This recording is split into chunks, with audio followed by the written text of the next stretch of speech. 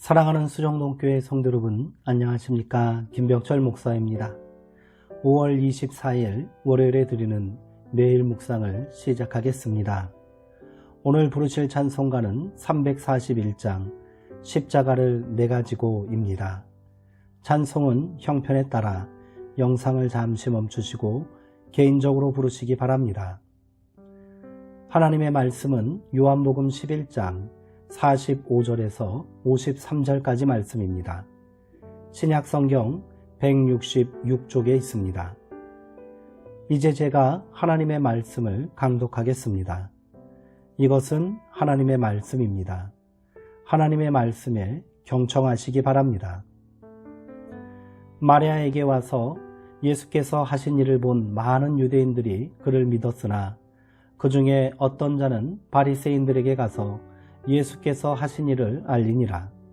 이에 대제사장들과 바리새인들이 공회를 모으고 이르되 이 사람이 많은 표적을 행하니 우리가 어떻게 하겠느냐. 만일 그를 이대로 두면 모든 사람이 그를 믿을 것이요 그리고 로마인들이 와서 우리 땅과 민족을 빼앗아 가리라 하니 그 중에 한 사람 그 해의 대제사장인 가야바가 그들에게 말하되 너희가 아무것도 알지 못하는도다. 한 사람이 백성을 위하여 죽어서 온 민족이 망하지 않게 되는 것이 너희에게 유익한 줄을 생각하지 아니하는도다 하였으니 이 말은 스스로 함이 아니요 그 해의 대제사장이므로 예수께서 그 민족을 위하시고 또 그 민족을 위할 뿐 아니라 흩어진 하나님의 자녀를 모아 하나가 되게 하기 위하여 죽으실 것을 미리 말함이러라. 이날부터는 그들이 예수를 죽이려고 모의하니라. 아멘. 그것이 어찌 유익이란 말인가 라는 제목으로 묵상 말씀을 나누도록 하겠습니다. 발없는 말이 천리를 감다지 않았던가요?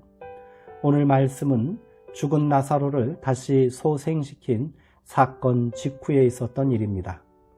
장애를 가진 이들을 고치시고 귀신 들린 사람을 고치시는 일과는 차원이 다른 일이 벌어진 것입니다.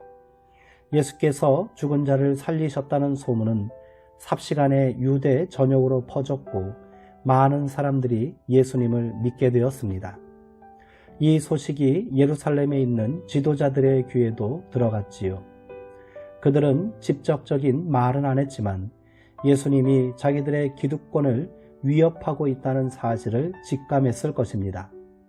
거룩의 옷을 입고 사는 사람들, 허위의식에 사로잡힌 사람들은 다른 이들의 시선을 의식하고 사는 법입니다. 그들은 평범한 사람들로부터 존경을 받으므로 자신들의 권위와 존귀함이 세워진다고 믿었습니다. 그들을 대표하는 사람이 바로 대제사장이었습니다. 민족적인 자긍심이 높고 자존심이 강한 유대인들은 로마가 세운 분봉왕 헤롯을 자신들의 왕으로 인정하지 않았습니다. 그 자리를 대신한 자가 바로 대제사장이었지요. 역대 대제사장들은 자신들의 권위를 더 세우기 위해 로마와 정치적인 타협도 마다하지 않았습니다. 성전을 중심으로 한 권세만 인정해준다면 모든 것을 내어줄 판입니다. 오로지 자신들의 안위와 부귀영화만을 추구하며 살았던 자들이지요. 그래서 예수님 당시에는 대제사장들이 여럿 있었다고 합니다. 율법에 의하면 대제사장은 오직 아론의 직계 혈통 중 한 사람만이 직을 계승하여 수행할 수 있는데 자격도 안 되는 사람에게 성직을 매직한 것입니다. 어찌되었든 나사로의 일로 예수님을 따르는 사람들이 더 많아졌습니다. 미약한 바람이지만 이 바람이 성전 체제를 송두리째 뒤흔드는 폭풍이 될 수도 있음을 알기에 대제사장들과 바리새파 사람들은 공회를 소집했습니다. 예수 문제를 공론화하겠다는 의지를 보인 것입니다. 평소에도 예수님을 불순한 자로 감시하던 자들이 그 본색을 노골적으로 드러내기 시작한 것입니다. 이 사람이 표적을 많이 행하고 있으니 어떻게 하면 좋겠습니까?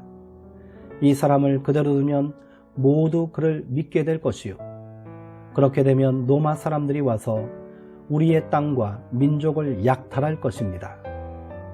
결론이 이미 난 셈입니다. 그들이 내세운 명분은 예수를 추종하는 이들이 로마에 대한 저항운동을 일으켜서 결국 보복을 당할 수도 있다는 것입니다. 속이 뻔히 내다보이는 구차한 구실입니다.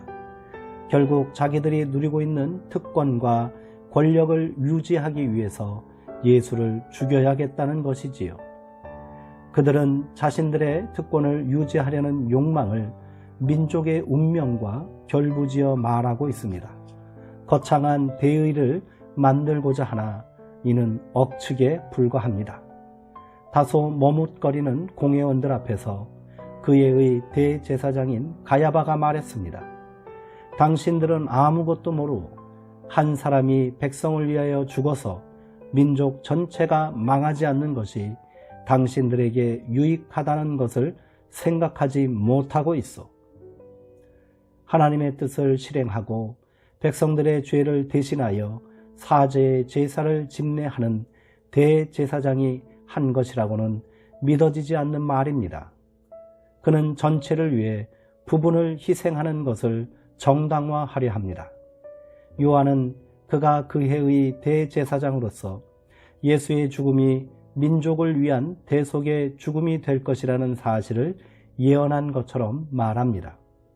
사후적으로 그렇게 해석할 수는 있겠지만 대제사장의 말을 예언이라고 할 수는 없습니다. 유대교의 오랜 가르침은 다른 사람들을 살리기 위하여 무고한 사람을 희생시켜서는 안 된다고 말합니다. 유대교 랍비요 신학자인 아브라함 요슈아 헤셀은 누가 사람이냐라는 책에서 외국 군대가 한 도시를 점령한 후에 일어날 법한 일을 상정하여 말합니다. 만일 적들이 모여있는 여자들에게 말하기를 너희 모두 욕보지 않으려면 너희 가운데 하나를 우리에게 보내라 라고 고한다면 그들이 와서 모두를 욕보에게 할지언정 어느 한 여자를 뽑아서 욕보게 해서는 안 된다. 이것이 하나님의 백성으로서의 마땅한 정신인 것입니다. 민족을 살린다는 명분으로 누군가의 희생을 강요하는 것은 폭력입니다. 대개 희생양으로 선발되는 이들은 사회적 약자들이기 때문입니다. 예수의 길은 자기를 희생하여 남을 살리는 길입니다. 스스로 제물이 된 제사장 그리스도만이 세상을 구원할 수 있습니다. 그리스도를 따른다는 우리도 마땅히 그런 삶을 살아야 합니다. 누군가의 희생이 필요하다면 내가 감당해야 하는 것입니다. 다른 어떤 이도 그 일을 감당하도록 방관해서는 안 되고 거기에 동조하여 자신을 합리화해서는 안 됩니다. 오늘 우리 사회에 얼마나 많은 무고한 생명들이 희생되고 있습니까? 기업의 이윤을 위해 노동자들은 변변한 안전장치도 없이 위험한 산업 현장에 내몰리고 있고 공공의 안녕을 위한 일이라는 명분 아래 사회적 약자들의 희생과 억울함을 방치하고 있습니다. 그것이 어떠한 명분과 가치를 가지고 있다 해도 한 사람이라도 억울한 희생과 죽음에 내몰린다면 그 사회는 절대로 정의롭다라고 말할 수 없습니다. 기도하시겠습니다. 하나님, 난감한 일을 만날 때마다 우리는 운명을 탓하거나 탓할 대상을 찾곤 합니다. 세상이 혼란스럽고 어둠이 지극한 것은 나 아닌 누군가의 욕심 때문인 것 같습니다. 우리는 그렇게 누군가에게 책임을 전가함으로 양심의 괴로움을 면하려 했습니다. 주님을 죽음의 자리로 내모는 이들을 비판하면서도 우리 또한 그런 일을 반복하고 있는 것은 아니겠습니까? 주님을 닮고 싶습니다. 아낌없이 주면서도 보상을 바라지 않고 세상의 모순을 속으로 받아들여 정화시키신 그 크신 사랑을 우리 속에도 심어 주옵소서. 예수님의 이름으로 기도하옵나이다. 아멘. 이제 오늘 묵상을 마치도록 하겠습니다. 사랑하는 성도님들, 오늘 하루도 평안하시고요. 주의 은총 가운데 강건하시기 바랍니다.